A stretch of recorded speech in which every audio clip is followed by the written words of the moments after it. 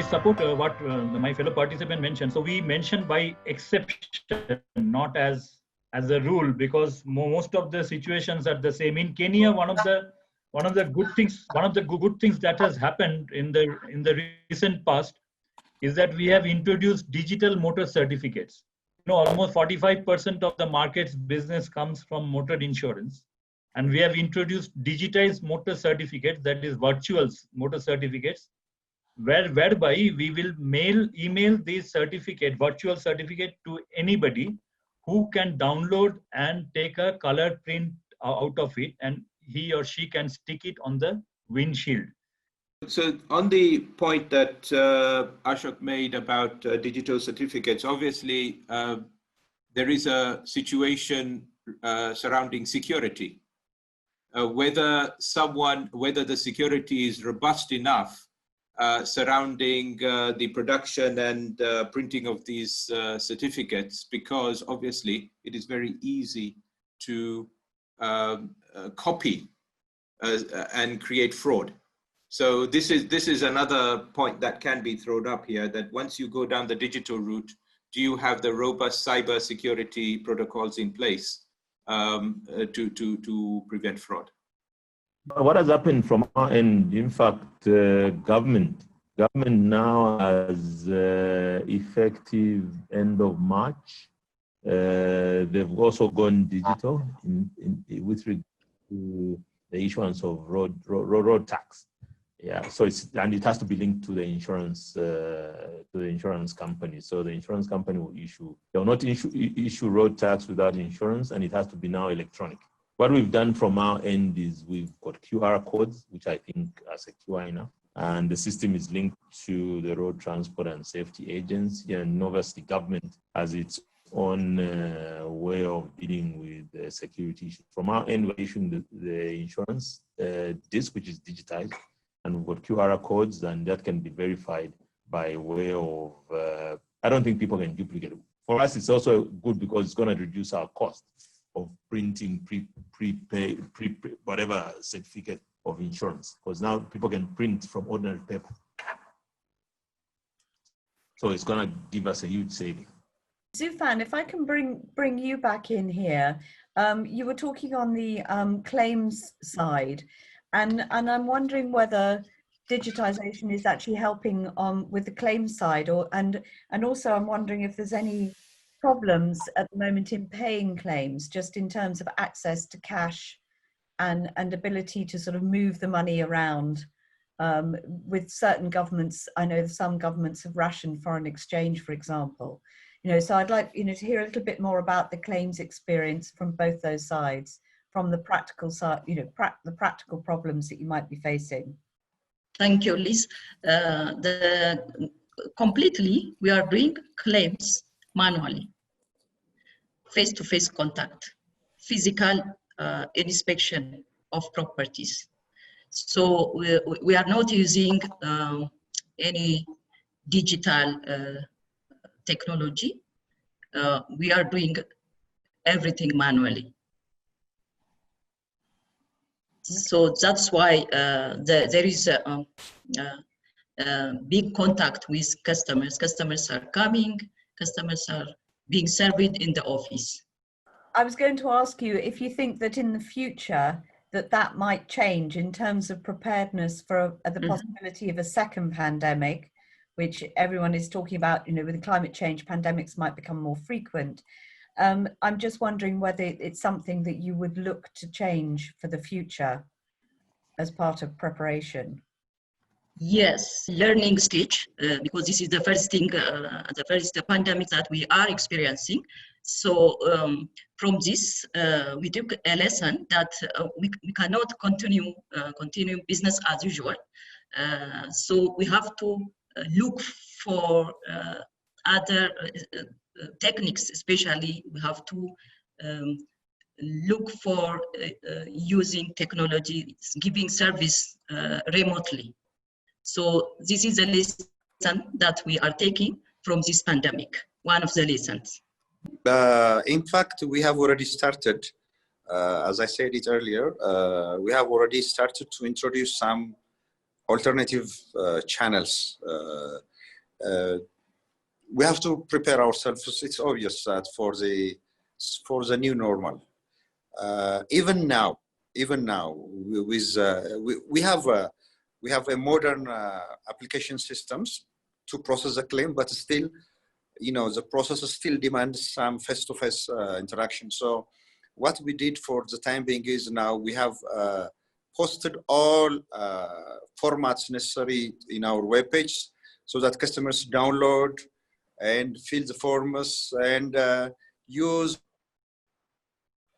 social media, other mechanisms. But for now, for the next period, we are preparing. We are in the process of acquiring a digital support, which we planning to implement in the coming 3 to 6 months, obviously. So it's inevitable. We have to prepare for that. This is the new normal, and we have to embrace it. If I can share our experience, this is the Afro-Asian experience, because in the UK, we have been under lockdown for now coming up to 8 to 9 weeks. And really, throughout the group, Afro-Asian group, all our offices, until very recently, even Ghana office and India, we were all working from home. Now, we had, obviously, systems in place which allowed us to work efficiently remotely, and we had the IT and security protocols in place to do that. But the biggest impact on us was the change of mindset. It's harder to change your mindset when you're working from home and to impose sense of self-discipline on yourself when you're in your home environment, effectively doing a job. And I think each one of us approached this in a different way and settled into the routine in our homes. However, I'm pleased to say that we have managed to settle in working from home environment in a very efficient way, because I have not seen any interruption in the quality of service delivery from our people to our customers. So I think for us in Afro-Asian, the next normal is going to be a mixture of the past and the positive lessons we have learned in how to use technology for the future. And I think the challenge for us going forward will be marrying our expectations to the expectations of our customers, because we cannot impose our wishes of the future on our customers. So there will be a period of adjustment for us as well, which will be different from one country to another. Let me brief you the situation in Eritrea. In Yes. Eritrea, there is a complete lockdown. There are no vehicles moving other than those vehicles with a special permit. We have only for National Insurance Corporation of Eritrea, we have only 2 vehicles which were allowed. One is driven by me as the chief executive, and the other one is used by the staff. Out of 105 in the head office, there are only about 17 or 18 staff coming in, and 50% of them, they work up to midday, and the other, 50% also works the whole day. Now, I haven't heard a claim. I'm sure Samuel may know about this. And our premium has gone totally to almost zero because there aren't any moving. Totally it's locked down. And as you might have seen in the press, in Eritrea, we are happy that there isn't any. There were 39 people who have been shown positive, but all of them have now out of the hospital, and we are totally free. So the government is taking a very serious, extremely serious situation. And now the movement has gone to the border areas like Sudan, Djibouti, and Ethiopia. But we don't have anyone. I don't know when the complete lockdown is going to be eased. It may take some time. We're expecting it to be probably for the next 1 month or so. But anyway, when it comes to the insurance industry, luckily, we are the only insurance company in Eritrea, so we monopolize the market. And monopolizing the market means we can speak on behalf of the whole market. We are the only one. Obviously, our business has dropped very, too low because there aren't people coming and paying. even if they want to insure their vehicles, they can't, they are not driving their vehicles. So we'll see to what extent, but I think we seem to be totally in terms of premium, we are not getting any premium. And there aren't any claims because most of them are vehicles, motor claims, and we don't have them so the whole factory, the whole country is in a lockdown situation. And that's why we are on a zero. Basically, we don't have any coronavirus positive in Eritrea. All of them have gone out from the hospital. So they were cured and we don't have any. So we hope we are going to continue it. And the government is taking a very serious action in terms of the boundaries which Sudan, Djibouti, and Ethiopia. Otherwise, the whole country seems to be happy in terms of the coronavirus. We have no one who has died out of the coronavirus situation, and we don't have even positive results in any part of Eritrea, which is very good. But when it comes to insurance business, what we're doing is we are only communicating with our insurers and brokers in terms of some serious renewals, big risks like mining risks and so forth. Otherwise, the normal day-to-day operation seems to be going very low. I think the point I was trying to I'm listening to all the conversation, and I thought it might be worth sharing also from Afro-Asian perspective. We have been thinking very deeply about what the next normal is going to be. And the next normal is actually going to be this, what we are seeing just now, to a large extent. Now, where brokers are concerned, we get our business by offering our services. Because we're overseas, you are used to seeing everything from us on email and digital, but our personal visits are very, very important to us. And that is why we have embarked on this sort of a way to continue meeting our clients. So as we are visualizing our next normal, thinking about how to use technology in the best possible way without moving away from the personal touch that we always had, I was wondering, if I go back to wearing my insurer's hat, which I wore many, many years ago, I know that sitting in an insurance company, I would be thinking about how to enhance my digital offering to my clients. So it would be interesting to know. I do know that quite a few of you in your countries have started selling online, especially personal lines products. I know that in Kenya, a few companies set up a portal to sell marine insurance 2 years ago. So it would be interesting to see how that technology is being accepted by the public as well as by the companies themselves. Have they seen this sort of technology working for them? So in Ghana, we've also been through a lockdown and we are out of it. For my company in particular, we are operating from 4 locations out of about 16. But the good thing is that prior to the lockdown, we have put in measures to even work from home because of the numbers that were recorded in Ghana. For claims, we had introduced a service that we called same-day claims for minor claims up to the equivalent of about $1,000. And there you had to physically go in with your damaged car, and then we'll do the assessment and then pay you off in the same day. Okay, so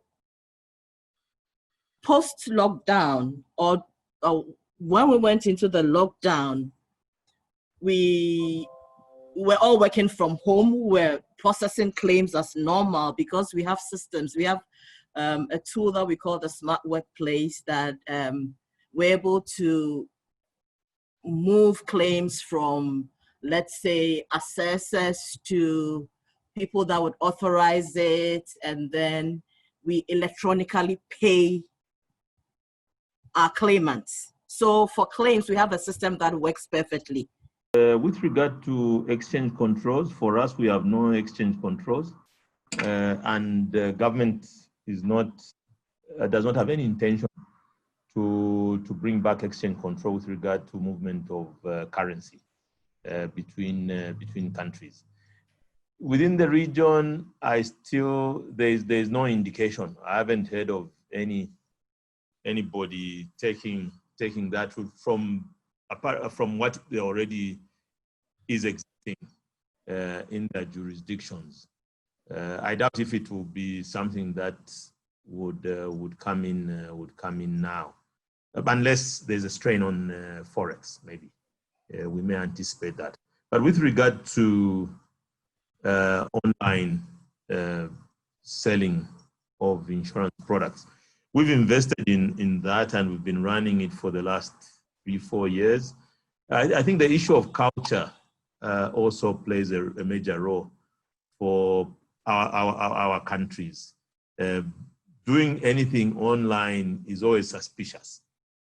But I think going forward, and the experience that we've had, it should be able to enhance the way we do business going forward. More and more people now will be forced to migrate to buying a service, not only insurance, but anything else online. And I think Africa is already increasing to that. The banking sector is working well. Payment of services, I think, started that one. For us, the government is now pushing to e-payment, e-commerce on a number of issues. Again, they want to also control income so that it reaches the correct account. It's not abused along the line.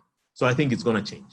Lots of lessons. I think what we are discovering is that we are probably a lot more than we need, because we are seeing that there are a lot of things that we can do.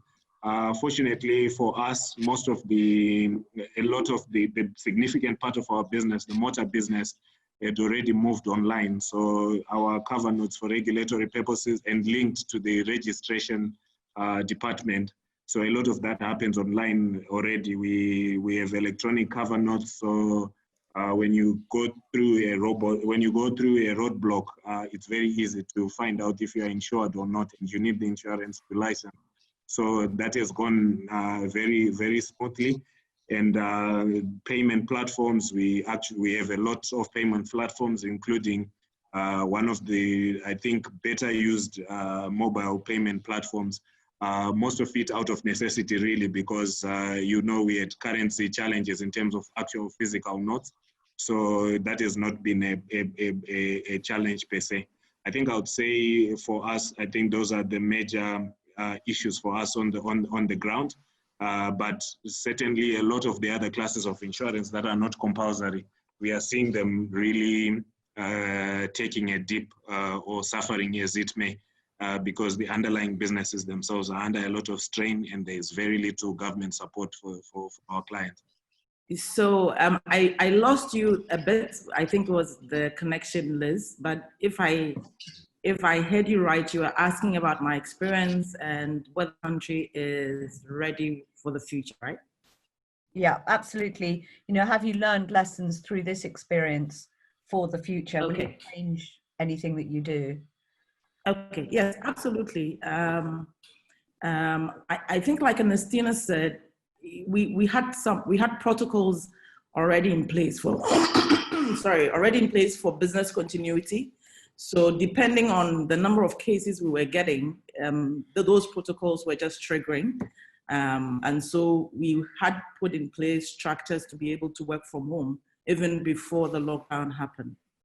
However, the experiences were that, of course, you couldn't get the level of efficiency in terms of turnaround for customers with regards to the back end when it comes to claims. We were still able to pay claims whilst we were on lockdown, and we're still doing a lot of that even though the lockdown has been lifted. But you realize that some of the service levels we have with customers were not being met, in terms of sometimes you make an online payment, you get a response that is being paid, and then a week down the line, the bank comes to say, oh, it didn't go through, you have to redo it again. And so that impacts your service levels to your customers. So I think in terms of back end, we were okay. The challenge has been selling. So we as a country, I think someone said, culturally, we are not so used to buying, especially insurance, online, and so people would like to have that face-to-face interaction goodbye.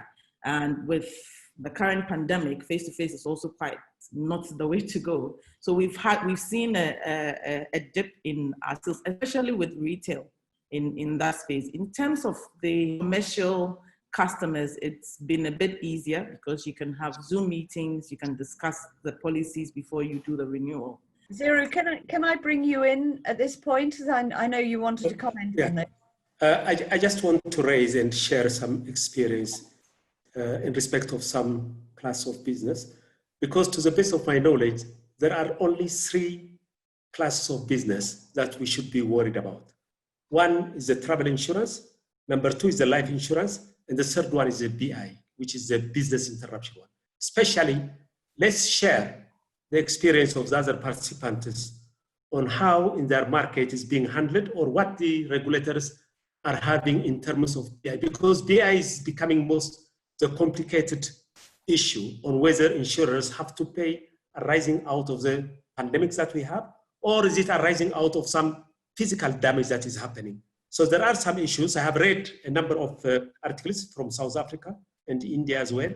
And the regulators are actually taking a step whereby insurance companies should never pay claims arising out of the pandemics that we have now on COVID-19, just because of the COVID-19, unless there is a damage which is covered under the normal coverage that we do. So let's hear some experience, because we are running out of time, and it may be helpful for all of us to concentrate on these 3 classes of business: travel insurance, life, and BI. Zero, can I ask you very, very briefly, in Eritrea, what is the view on business insurance? Are you paying those claims or are you not? We don't have a claim has not arisen out of this class of business that I just mentioned now. And we have only, on BI, we have only a few companies that are insured on BI. Okay. But we have life insurance, and we have also a travel insurance that we are involved in. But I haven't seen a claim up to now. And I just want to know the experience of the others on whether this is a normal coverage that we have to follow. Yared, have you had any business interruption claims? No, not now.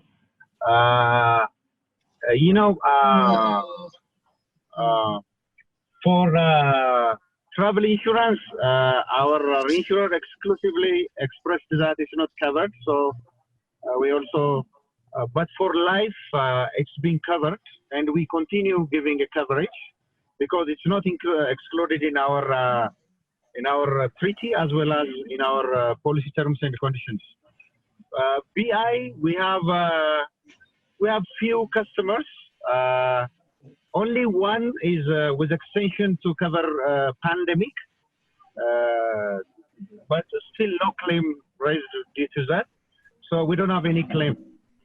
Have you seen any have you seen any COVID-related claims, and have any of those been BI specifically, or not yet? No, not at all. The important, I know the regulator did do a circular to the industry, just to indicate that people are flexible in meeting claims, and for us, and especially where premiums are not paid, etc. That's the only thing I saw. But with regard to claims on the side, I've seen our colleagues indicating that they'll meet the obligations if it's COVID related because it's not excluded.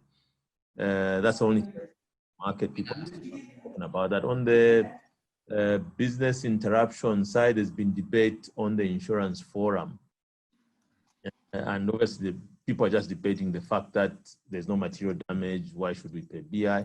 But those who may have taken up extensions BI for the hospitality industry because of what is a pandemic. But for us, the Ministry of Health Act specifies exactly what they refer to as pandemic, and COVID is not one of those. So I don't know whether it will even be possible to. No COVID-related claims now, not under travel, but we had one client putting in a claim for business interruption, but we wrote back and said that pandemics are excluded. So that's been our experience from Enterprise. Mabel, what's your experience been? No, yeah, because none of our policies has an extension for pandemic. So at least nobody has put in a claim, and we hope they don't, but it's pretty much an exclusion. And I don't, in Ghana, I think that because the impact of the pandemic is not as, in terms of the death rate and everything, we probably are yet to see what would happen. The good thing is also that the government took a life cover for all frontline workers for the pandemic. So I think if anything, it's probably the life side that will see some claims coming through from the epidemic. But for now, on the general side, I don't think will be that much hit unless the regulator, which we hope he doesn't, steps in to say we should pay some claims. Can I just say something very quickly to answer Zero? His question about business interruption claims, we did have one interesting conversation with a previous client who says that although business interruption has to be as a result of physical damage, he said some of his clients were looking at the clauses in their policy that referred to the fact that business had to be closed due to government orders or government instruction, and they were trying to use that as the loophole to bring in the BI claims. David, if I can just turn to you, just as the last comment of the morning, if you wouldn't mind. We are running over now, but David, I wonder from your perspective, what are you seeing in your market? Thank you very much, Liz. We haven't really received any claims as it were, but we have been asked by the regulator to give an industry position. In Zimbabwe, we have standard market wordings that, so in terms of that, we have made it very clear that no claims would be admissible under that. But we are aware that we have colleagues who have some policies that have extensions that would potentially cover that.